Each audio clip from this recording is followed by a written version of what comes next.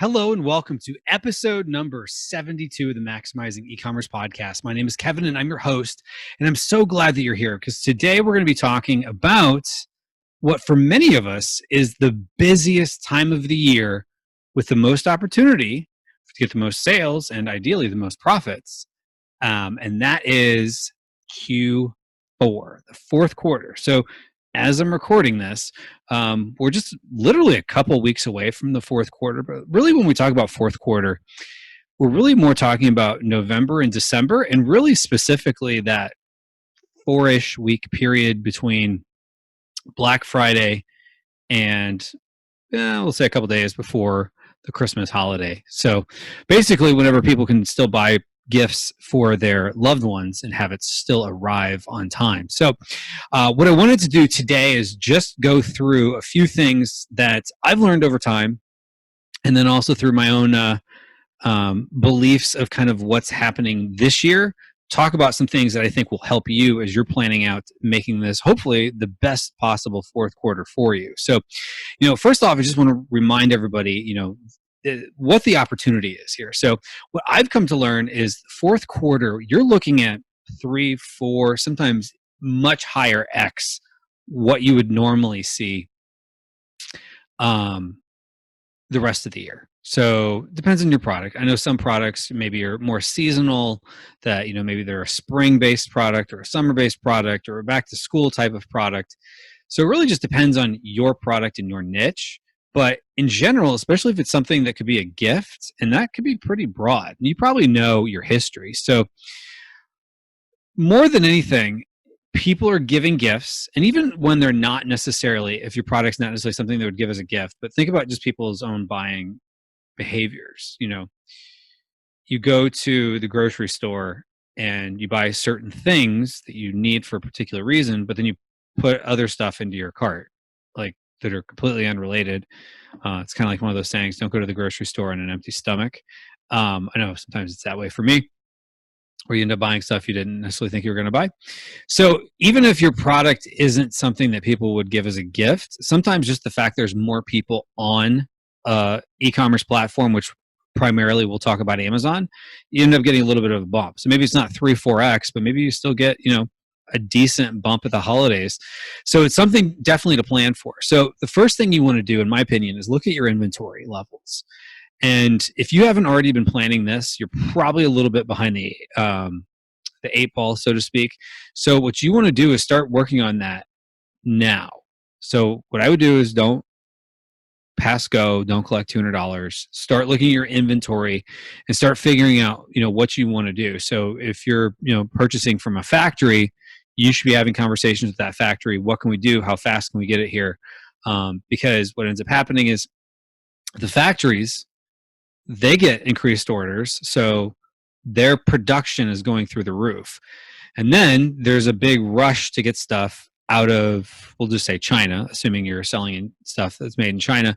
There's a big rush to get things out of China, or even, just warehouses in the US. So for example, if you're working where you're really more buying things wholesale, what ends up happening is whoever you're purchasing from, they're getting increased orders from all their other resellers.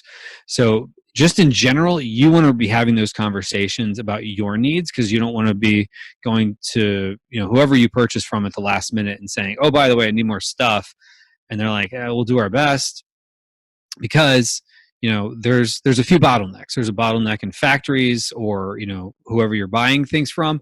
There's a bottleneck in getting things maybe on a ocean freighter, or this year air freight is more scarce because there's less planes going back and forth to China, or really just in general, there's less planes going back and forth. So if your products are dependent either directly getting to you or somewhere else in the supply chain, being on an airplane, understand that's going to delay things if you have to do sea shipping or rail or something like that. So just keep all of that in mind as you're planning, that what you've done in the past isn't necessarily what's going to work now. So then what I would do is look at your sales for this year so far for particular products, especially for your most important ones.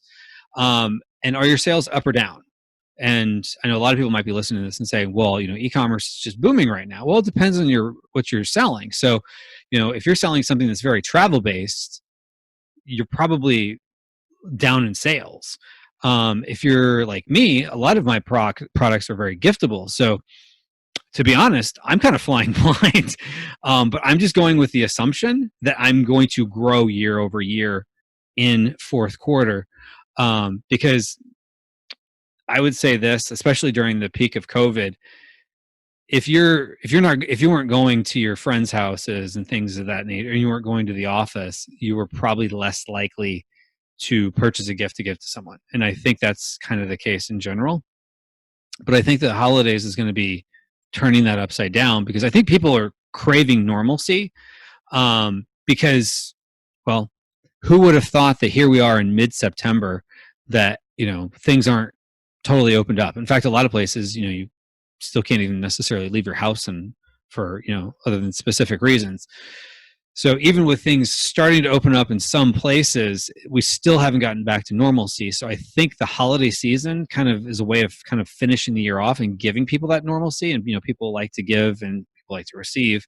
So there's kind of that, reciprocal nature of the holiday season. So I still expect it to be busy. In fact, I expect it to be super busy because, one of the things to keep in mind is, think about buying habits. E-commerce as a percentage has gone up in the US, but in general, people still had been buying things in store. Like, I think there was always that kind of feeling of like that excitement of Black Friday sales, of, lining up, sometimes people are lining up like, a day before to get the best deals, those doorbuster deals. And I don't see that happening. I don't see the big box stores and the malls and wherever else allowing people to line up the same way. And if they do, it's going to be very socially distant. It's not, people in this long, crowded line. There's going to be fewer and fewer people getting in. So it's going to make it more of a hassle if that's something you want to do. And I think a lot of people are just going to stay home just out of concern and fear. And I'm not downplaying that, but just understand the mindset of people and what they're thinking. So I think less people are going to be purchasing things in stores. And the sad part is here, there's going to be a lot of, especially mom and pop type shops, that probably aren't going to make it to the holiday season. So that's pushing, all those factors are pushing more and more people online. So just keep that in mind. So, if your product is one that reacts to the holidays, or at least you have some history of what that looks like, expect a busy holiday season like normal. In fact, busier than normal. That's my personal opinion. But also, take into account what it is you're selling. Because you might be up because maybe you're selling cleaning equipment or masks. That might still do well, but it may not get the same 3-4x type bump that some products do the holiday season, because maybe it's not as holiday driven. It might still get a bump because, like I said, there's more people on the platform, but maybe it's not necessarily a giftable product. And some of it is, we just got to guess and wait and see, and it's going to be interesting. So then after you've determined your inventory, what I would do is start looking at, okay, where is it you're selling? So, I'm assuming most people listening to this are selling on Amazon. If you're not on Amazon, you were missing the boat. No matter what your feelings are about Amazon, sometimes it's better, if you can't beat them, join them. Get stuff up and running on Amazon. And then what you want to do is, start looking at, what about off Amazon or your own store? So if you have your own store, do you have an email list? Are you starting to work on, planning out promotions and what that might look like? If you have, messenger bots and things like that, you're going to send people either to your own store or maybe to sales on Amazon. Make sure you're doing everything in a very compliant manner with whatever the terms of service is for that particular platform or ad network or messenger network or whatever it is. And then when you're looking at off Amazon, is it you want maybe sell more on eBay or whatever that is. Another thing I would really venture to remind people of, and I know a lot of people look at me as kind of like the guy to go to when they have questions about selling internationally, because there's huge opportunities in Canada. In my own personal experience, just like in the US, Canada and UK, people's sales are going up or I should say, people who buy things, like customers are more likely to buy things. So your sales as a seller should go up just like they'd go up in the US. Historically, they've not gone up quite as high. Like it might be like 2.7x instead of 3x or something like that. It's still good. So that is money just left on the table, I should say, if you are not selling in international marketplaces. And, like if you're not selling in Canada, like TikTok, that's another thing. Don't pass go. You could still do that. So if you go to internationalchecklist.com, I've got a checklist that'll walk you through the steps, step by step, of what you can do to start getting selling in international marketplaces. Because really what you're trying to do with selling in international marketplaces for Amazon, because you already understand Amazon, and if similar products are already selling in other countries, it's at least worth testing out, especially at the holiday season where you could be getting a good bump. Then, start looking at adding a couple off Amazon channels, maybe test out Etsy or Shopify or, Walmart if you're, approved, whatever the case is, but start looking at that. And then kind of another hot topic, and this is very Amazon specific, start paying close attention if you've not already, which I'm sure a lot of people listening to this are going to have already been paying close attention to what I'm about to say. And that is, how long does it take to check in to whatever warehouse you're going to? So, for example, for whatever reason, Amazon seems to have me send, whenever I have, stuff being shipped from Florida, where I'm located, it seems to always go to Charlotte. Or not always, but I would say 97% of the time, it's either Charlotte only or primarily Charlotte, and then maybe a few other random fulfillment centers throughout the country. So a couple things I would look at with that is how long is it taking things to check in? So like, for example, when I send stuff into Charlotte, historically, before COVID and all this, I could send something, let's say on a Monday, and it might not leave and get picked up by UPS until, let's say, Monday afternoon. It might be delivered early Wednesday morning in Charlotte, and that inventory might actually be for sale that evening. I was seeing it like go that fast. I mean, that fulfillment center was very fast.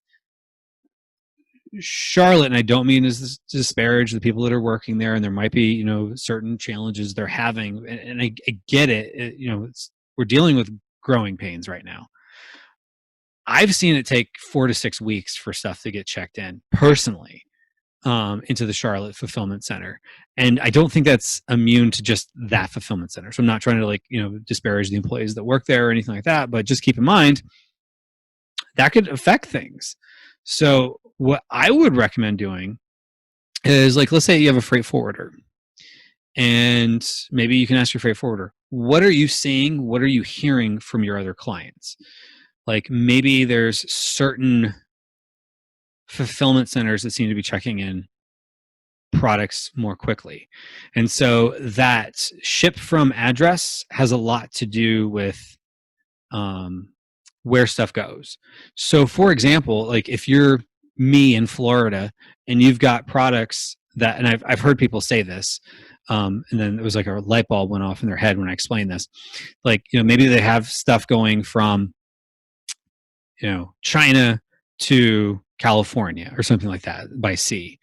And so rather than putting maybe the port address as their ship from address, they still have maybe their Florida address or their North Carolina address. And so now everything was going to Charlotte, which that's an additional expense getting across the country that you don't necessarily need to pay for. But at the same time, too, that's going to affect where Amazon has you ship everything. So I would ask your freight forwarder, what are they hearing the wait times for certain fulfillment centers and where people necessarily shipping to. And so maybe there's a few different prep centers of maybe if you have stuff prepped or something along those lines or shipped from. I'm not saying just make up the address, make sure it's legitimate. But what I would recommend doing is taking a look at, could you have legitimately being shipped from different from different addresses to go to different fulfillment centers where maybe the check-in times are faster, and who knows, that could all change. Charlotte tomorrow could they say, hey, we tried this new process and it's working. We're getting stuff checked in within a day or two. And now all of a sudden problem solved. And maybe one that was doing really well, all of a sudden the holidays, they can't handle the extra influx. So just keep in the back of your mind, where is it you're shipping and how long is it taking? Because that is part of the supply chain. So, in the past, Amazon has said, if you want to have your stuff available for sale for Cyber Monday and Black Friday, it needs to be in by X date. I can tell you historically, that's not necessarily 100% true. They weren't lying. They were just giving themselves leeway so they could kind of under promise and over deliver. So maybe they're saying, oh, you need it by X date, but then they'd have it all ready way before then. So they're kind of giving themselves leeway. I get it. It's an operational thing. But this year, that might be different. So just know that has to be part of your equation. Where is it going? How long does it take to check in? And do you have legitimate ways of getting things maybe potentially shipped to another warehouse? You never know until you hit that little button on there. So maybe you could test it out and see like, okay, certain addresses, where would it have me send? And then, ask around or whatever the case is. But again, you could have everything going to a fulfillment center you think is going to work well, and it turns out it doesn't. And then the ones you thought don't. So we're all kind of crapshooting a little bit, but it's just something to keep in mind. Then what I would do is think not just about getting stuff checked into an Amazon fulfillment center, but what about third-party logistics and things like that? Or if you're going to ship some FBM, fulfilled by merchant, because here's the thing: what did COVID teach us?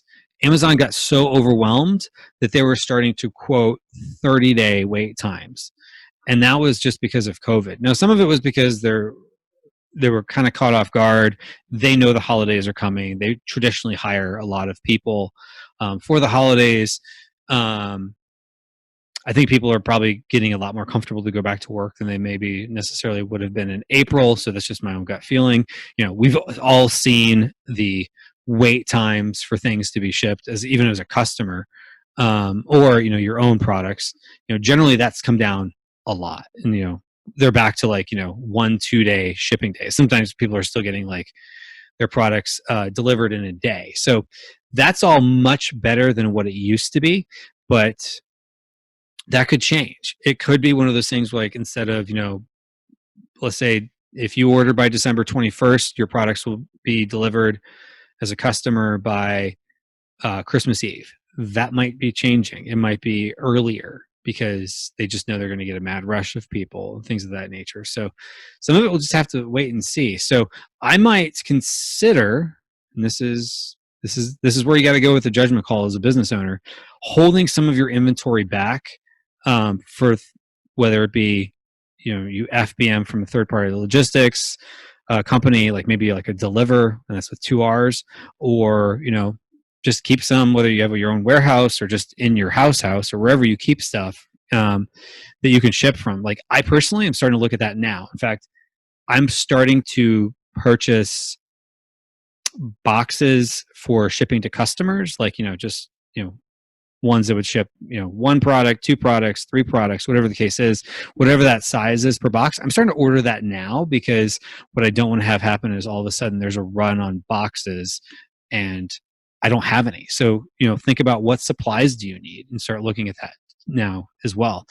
Because this is going to be an interesting year. It could be, the biggest year you possibly ever have, or we could look back and be disappointed. So really what this conversation is about is just making sure that you're set up for getting the best possible bang for your buck, because it's a risk. You start feeling it around this time of year, where you're starting to push all your chips on the table for the hopes of getting it back in the holiday season. So I just want to see everyone do as well as they possibly can. Now, one other little thing I would just remind everybody is, don't forget about January and February. And Chinese New Year. I should have probably checked the date for Chinese New Year before I hit the record button. But when is Chinese New Year?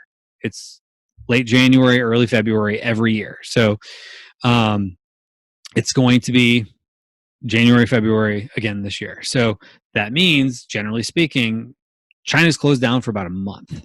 So you'll just have to play that one by ear. And then, keep in mind too, January is typically a busier than normal month. And you might be saying, well, why is that? Well, think about it. People are just gotten so used to going on to Amazon. And at the same time too, some people just don't know what to buy people. And what do? They give them gift cards. Oh, here's an Amazon gift card. Buy yourself something nice, whatever the case is. And so, generally in my experience, January is my best month other than like November, December. And that's because so many people are going on Amazon and buying stuff with gift cards and things like that. Like, you don't really get like a report that says like how people were paying. At least if you know of one, let me know, because I've yet to find one. But just know people are, giving each other gift cards, and those gift cards oftentimes are redeemed relatively quickly. And so that gives you a little bit of a spike in January. And then, just keep in mind too, when you're purchasing and you're trying to decide about, Chinese New Year, you've got to start reloading, because, everybody's mad rushing to get their products created and shipped out before Chinese New Year. And then after Chinese New Year, all of a sudden there's a run on the factories. Hey, I need more stuff. I need more stuff. I need more stuff. And even if you're buying in the US, know that all affects the supply chain.